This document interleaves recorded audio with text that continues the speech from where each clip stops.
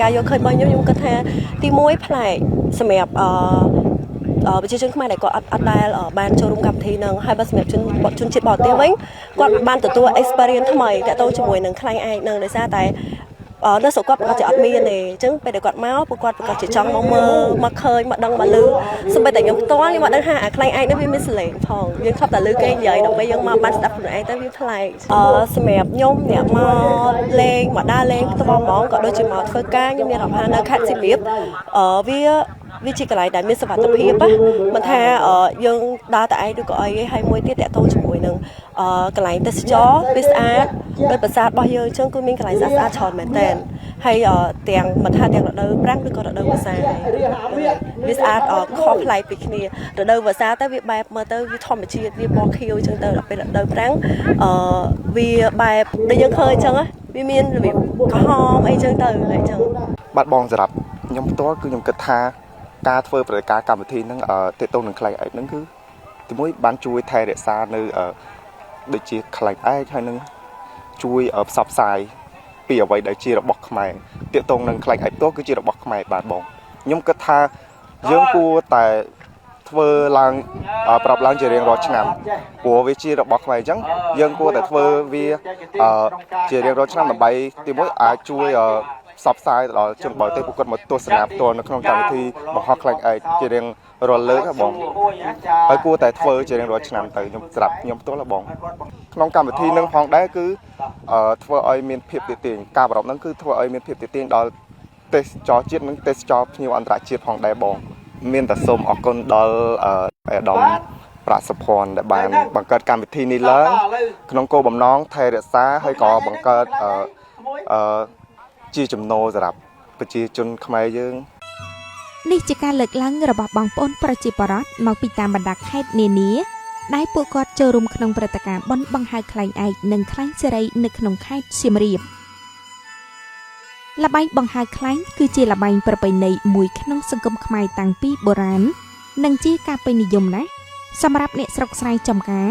ពិសេសជាចំណូលចិត្តរបស់ក្មេងៗដែលតែងបង្ហើរខ្លែងតាមវាលស្រែខ្លែងខ្មែរគឺមានច្រើនប្រភេទណាស់ហើយការរចនានិងការច្នៃប្រឌិតរូបរាងខ្លែងអាស្រ័យទៅតាមចំណង់ចំណូលចិត្តរបស់អ្នកភូមិស្រុកតាមតំបន់រៀងៗខ្លួនក្នុងចំណោមប្រភេទខ្លែងទាំងនោះភាគច្រើនគេនិយមបង្ហើរតែខ្លែងកណ្ដូងនិងខ្លែងឯកតាំងពីសម័យបុរាណកាលមកម្ល៉េះ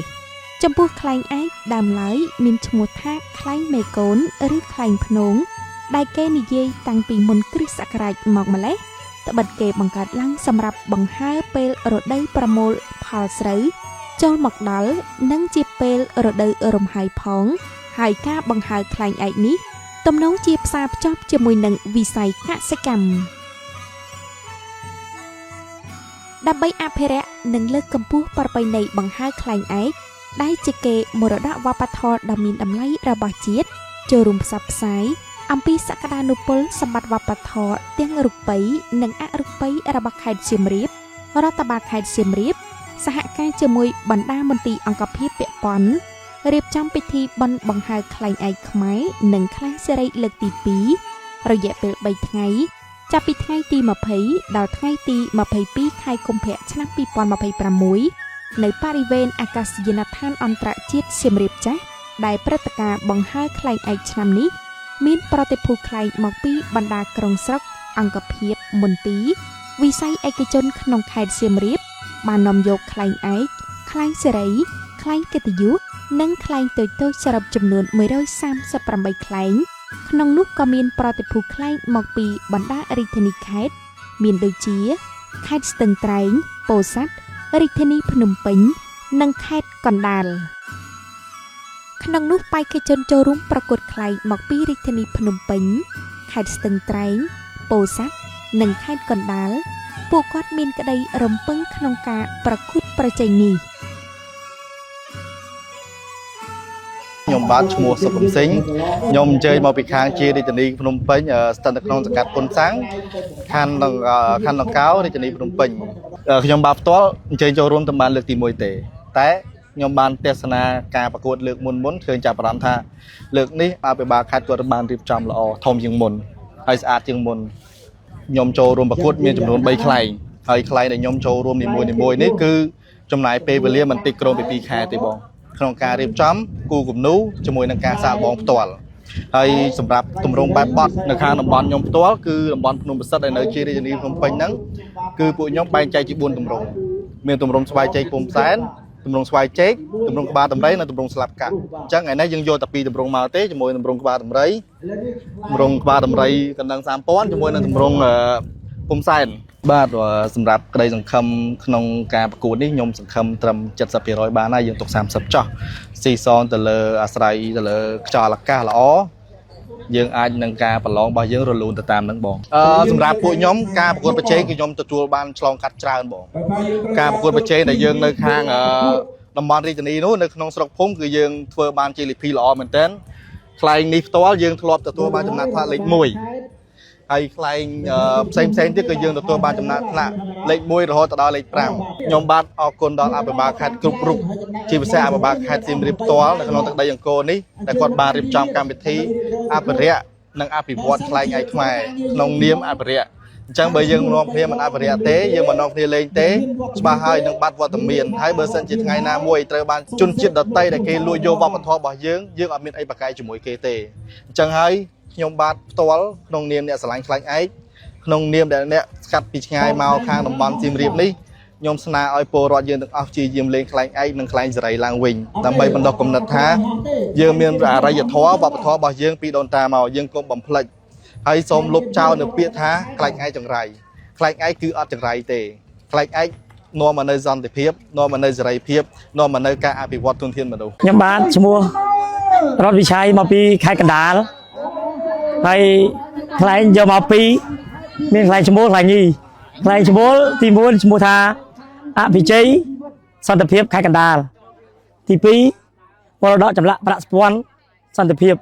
ខេត្តកណ្ដាលដូចគ្នាហើយខ្ញុំមកចូលរួមប្រកួតនេះហើយ2ឆ្នាំហើយឆ្នាំមុនមួយឆ្នាំទទួលបានជ័យលាភីលេខ1ដែរឆ្នាំនេះខ្ញុំសង្ឃឹមថានឹងមានលទ្ធផលល្អដូចគ្នានិយាយពីសារៈសំខាន់ការប្រកួតខ្លែងនេះគឺល្អមែនទែនដោយសារខ្មែរយើងមានការបង្ហោះខ្លែងមានធ្វើខ្លែងតាំងពីសម័យយូរហើយអញ្ចឹងខ្មែរយើងនៅតែបន្តរហូតមិនឲ្យបាត់បង់កេរដំណែលវប្បធម៌ខ្លែងរបស់ខ្មែរហើយក៏ទៅមុខទៀតក៏ខ្លែងខ្មែរយើងមិនអាចនឹងបាត់បង់តែខ្លែងឯកទៅតែនៅបន្តរហូតសម្រាប់កូនចៅជំនាន់ក្រោយសូមអរគុណដល់អាជ្ញាធរខេត្តសៀមរាបដែលបានបង្កើតកម្មវិធីបង្ហើរខ្លែងដើម្បីសន្តិភាពខ្មែរយើងពិតជាអរគុណខ្លាំងមែនទែនដែលបានខ្ញុំបានចូលរួមតាំងពីខេត្តកណ្ដាលមកដល់នេះខ្ញុំពិតជាមានសប្បាយចិត្តហើយរំភើបដែលអភិបាលស្រុកអភិបាលខេត្តគាត់បង្កើតកម្មវិធីនេះឡើងមកខ្ញុំបាទឈ្មោះអូនមករាតំណាងឲ្យមន្ទីរវប្បធម៌និងវិចិត្រសិល្បៈខេត្តពោធិ៍សាត់បាទ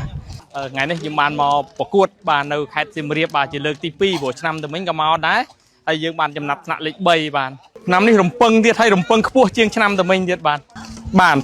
ការប្រកួតនេះគឺរំពឹងទី1គឺការរចនាខ្លែងទី2គឺជាខ្លែងខ្មែរធ្វើដោយកដាស់ទី3ឯកបុរាណនេះមិនមែនឯកយើងធម្មតាយើងអាចនឹងប្រើជាផ្លាស្ទិកឬក៏ប្រើជាជ័រអីប៉ុន្តែឯកផងយើងប្រើពីប្រទេសផ្ដៅបិទកមួនហើយខ្លែងផងយើងប្រើពីกระดาษសុទ្ធបាទអត់មានដាក់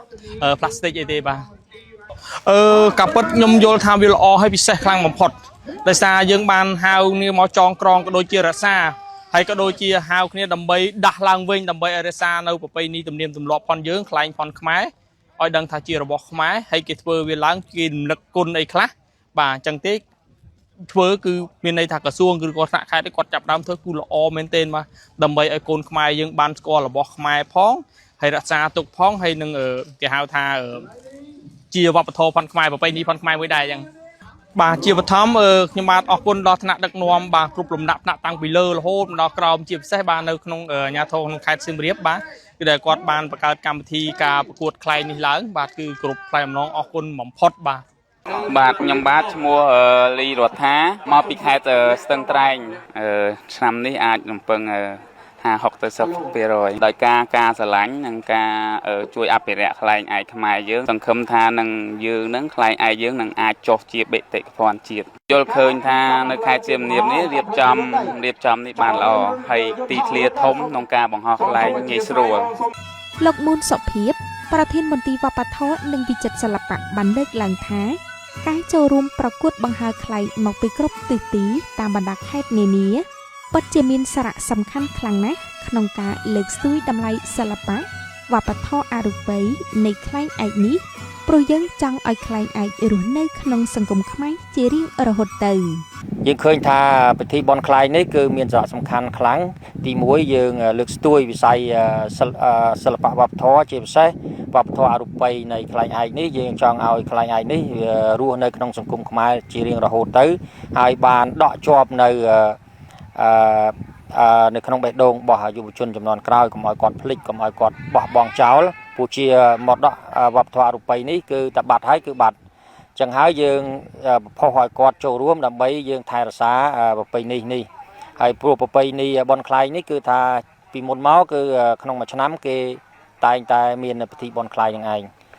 ទី2យើងចង់ឲ្យមានសកម្មភាពជាទេសចរដែរដោយសារតាមរយៈបុណ្យខ្លែងនេះឃើញធ្វើឲ្យភ្ញៀវទេសចរផ្សេងៗគាត់មានការចាប់អារម្មណ៍គាត់ចូលរួមមកហើយយើងដឹងហើយខេត្តសៀមរាបយើងជាខេត្តបេតិកភណ្ឌវប្បធម៌អញ្ចឹងយើងចង់ឲ្យមានអ្នកចូលរួមបានច្រើនបាទហើយការដាក់បន្ទុកនោះគឺការវិនិច្ឆ័យទៅលើខ្លែងនោះគឺយើងមានពីរបែបទី1សម្រាប់ខ្លែងឯកគឺទី1គេឲ្យបន្ទុកទៅលើការបច្ចេកទេសនៃការបរហោះតើគាត់ហោះទៅបានល្អអត់ខ្លែងនឹងហោះនឹងហោះបានខ្ពស់ហោះបានល្អជាងគេអានឹងបានបន្ទុកហើយទី2គេផ្ដល់តម្លៃទៅលើសោភ័ណភាពការរចនាទៅលើខ្លែងបាទតើការតុបតែងខ្លែងគាត់នឹងស្អាតអត់ណាមានន័យមានខ្លឹមសារនៅក្នុងហ្នឹងអញ្ចឹងគេឲ្យតម្លៃទៅលើការរចនាទី3គឺ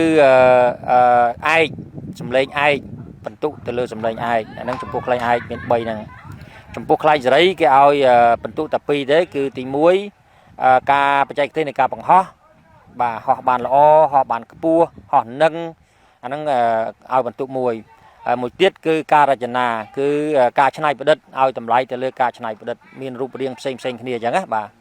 ទកវីឯកគឺគណៈកម្មការគាត់ចេះស្ដាប់សម្លេងគាត់ស្ដាប់សម្លេងគាត់ធៀបសម្លេងអញ្ចឹងឯកហ្នឹងវាមានសម្លេងខ្លាំងសម្លេងតិចហើយមួយទៀតឯកហ្នឹងសម្លេងវាខុសគ្នាណាវាអាចខ្លះមានសម្លេងដល់7សម្លេងអញ្ចឹងគណៈកម្មការគេយល់ដឹងរឿងហ្នឹងបាទយើងឲ្យមានប្រាក់រង្វាន់លើកទឹកចិត្តគាត់គឺលេខ1លេខ2លេខ3ហើយនឹងពានណាពានហើយនឹងបានកិត្តិយសមួយទៀតបាទអញ្ចឹងយើងប្រគល់ជូនគាត់ដើម្បីជាការលើកទឹកចិត្តគាត់បាទ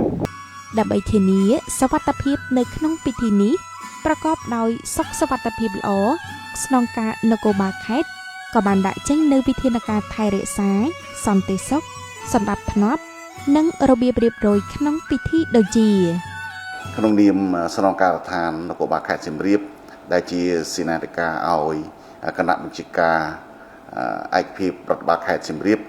បានរៀបចំនៅផែនការពាររក្សាសន្តិសុខសណ្ដាប់ធ្នាប់ជូនព្រឹត្តិការណ៍ការបុណ្យបង្ហោះខ្លែងឯកខ្មែរនិងខ្លែងសេរីរបស់យើងនេះគឺបានរៀបចំកម្លាំងរួចហើយបានចុះហត្ថលេខាហើយបានប្រជុំណែនាំទៅកងកម្លាំងរបស់យើងដើម្បីចូលរួមរក្សាសន្តិសុខសណ្ដាប់ធ្នាប់ជូនទៅដល់ព្រឹត្តិការណ៍ក៏ដូចជាជូនដល់បងប្អូនប្រជាពលរដ្ឋដែលអញ្ជើញមកដើរលេងកម្សាន្តក៏